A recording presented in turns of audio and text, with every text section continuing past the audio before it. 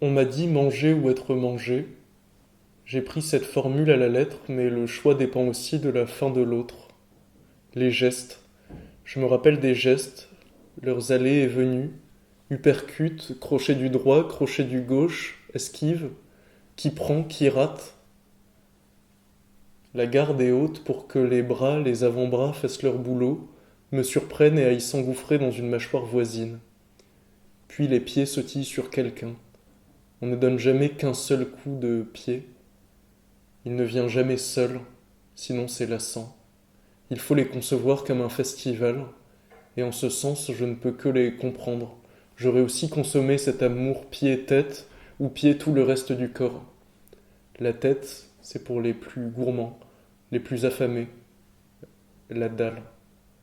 Ma cage thoracique, congestionnée, retient le souffle. Qui donne et qui reçoit?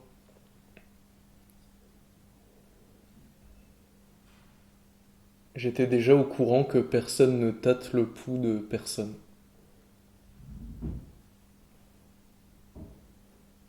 Les yeux rougissent et les pupilles se dilatent beaucoup trop pour que le sang traversant les veines ne durcisse encore. Tout le sang, dehors le corps, et je ne compte pas mettre un terme à une autre existence que la mienne.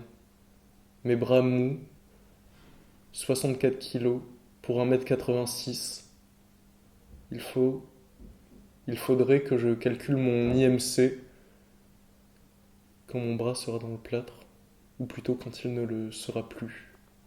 Un fragment de peau jonche le sol comme comme un mammifère immobile, un rongeur omnivore, un rat. Et le silence évolue. Il se bat mieux que moi, il marche plus vite que moi, omnipotent, plus que moi. J'étais déjà au courant. Une bataille à quatre mains, indigne d'être lue. Elle reste en suspens sans raison. Difficile de dire l'étranglement, la strangulation. Et il y eut cette question. T'es en train de te chier dessus là, frère, non? Je le vois dans tes yeux. Et c'est beau.